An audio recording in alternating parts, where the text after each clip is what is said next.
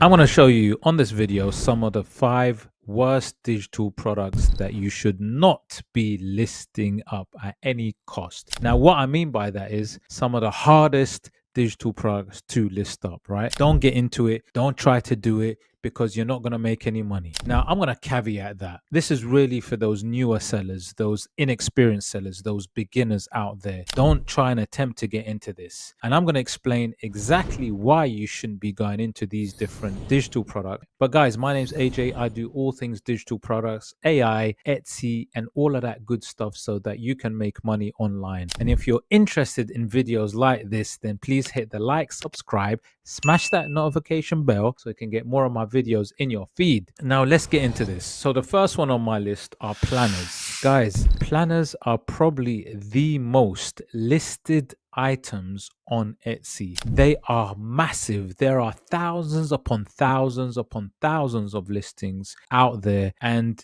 you know what? There's just too many. It's oversaturated. And what are planners? Planners are things like this. You know, you got these weekly meal planners, you got these digital planners here. There's all sorts of planners, guys, all sorts of planners. Now, what I will caveat, what I will say is digital planners can make money, right? They can make money. However, the reasons why people on here that are selling are making money is one, because they've been on there for a while, for a long time, right? Either two, they're very experienced. They know exactly what they're doing. So they know exactly what they need to do to be able to use the right keywords, the right mockups, and so on. So my point being is that if something is oversaturated, if there are too many of them, if you do not have the experience of it, which is a really big one, then do not get into it. So that is a very, very difficult one to actually get started with, right? Yes, they can be profitable, and yes, you can make money, but, and it's a very big but, you must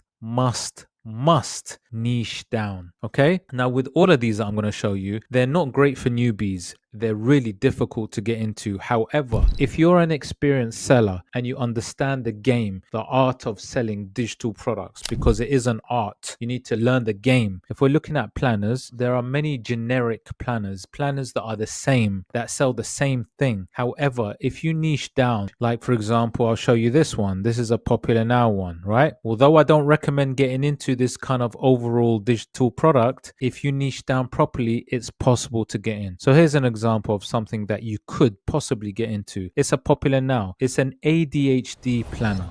Right? So for those with ADHD, this helps them actually plan better. And you'll see that with this one, it's a 1-month-old listing and it's already made 110 sales. So it's a new listing, but it's making money. And the reason why is only the ones that are sub-niche down to really good level will be able to get into this kind of digital product, overarching niche. Okay, so it's the art of niching down, but generally I don't recommend getting in, especially if newbie. It's just too difficult. So unless you understand all the things, all the secrets, the strategies of how to actually get a listing up there, seen, shown, and getting into the right sub niche, then don't bother. Now let's get into the second one. Now remember also, by the way, me showing you those stats, all this fantastic data that you can see underneath, I'm using Everbee, my go-to research SEO tool. You can see it here on the top in the corner.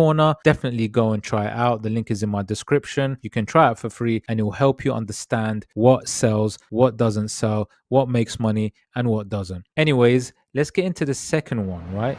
Okay, the second one on my list is these resume CV templates. Guys, listen, there's thousands and thousands of these resume templates, and thousands and thousands and thousands of people are not making any money. Like literally, this is the first page of Etsy. If you like, this is where it's actually making money. This is where they're making money. Next pages, you'll see they just kind of go off to zeros. And the reason why is because CV resume templates can be easily created through other platforms like Canva. If you go to Canva, you'll see loads of these templates that are very similar and they're very, very generic. Now, like I said, unless you get into a very sub niche, so it's not for the inexperienced, it's for those experienced sellers that can really get through and make the sales. So you might go into a sub niche like, I don't know, a resume template specific for 50-year-olds that have been out of work for a year, where it's catered for a specific market, a very specific market. So It's possible, but it's very, very difficult, guys. So I definitely don't recommend getting into it, especially if you're a newbie. But like I said, at the end of the video, I'm going to explain exactly how anybody in a saturated market can sort of home in and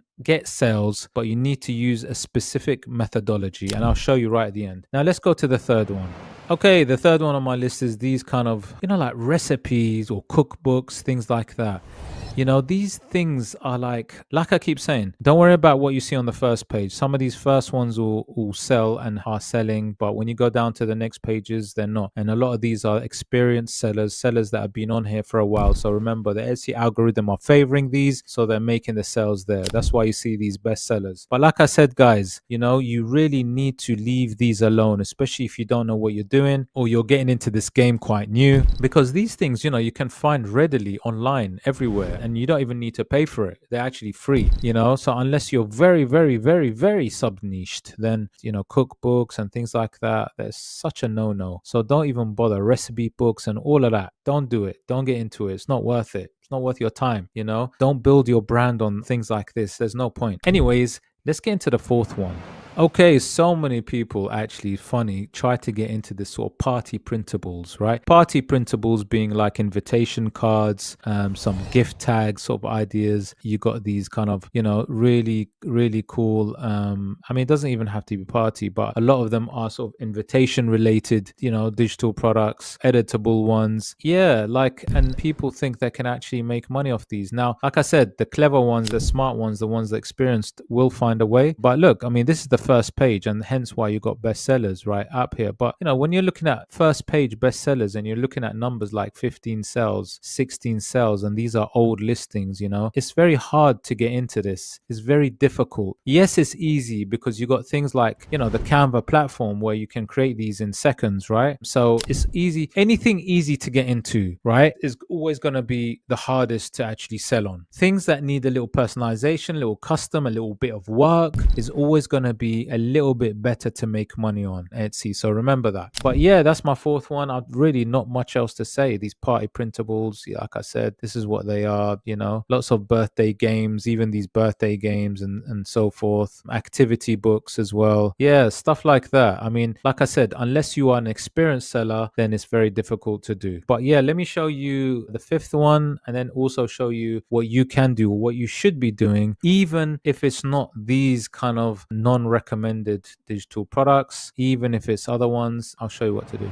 Okay, here's another one that you should definitely not be getting into, man. There's just thousands social media templates, literally thousands and thousands and thousands of these, guys. Like, they are everywhere. This is the first page, so these are some of the best sellers and the popular nows they see picks, and some of these even on that first page don't sell much, right? So imagine the pages after. Social media posts and templates is a really good idea because people like these sort of ready-made social media templates because people are lazy, right? Simple fact is people are lazy as hell and they want people to do the work for them. So what they want to do is they get these Instagram or whatever social media templates, they buy it on Etsy and they think, yeah, everything's solved. Now, the problem with this is they're too generic and they all look too similar. Yes, it's possible to sell if you're a experienced seller and you know how to do something which is niching down. But if you're not, then honestly, don't even bother get into it, right? And these are, like I said, some of the best sellers here.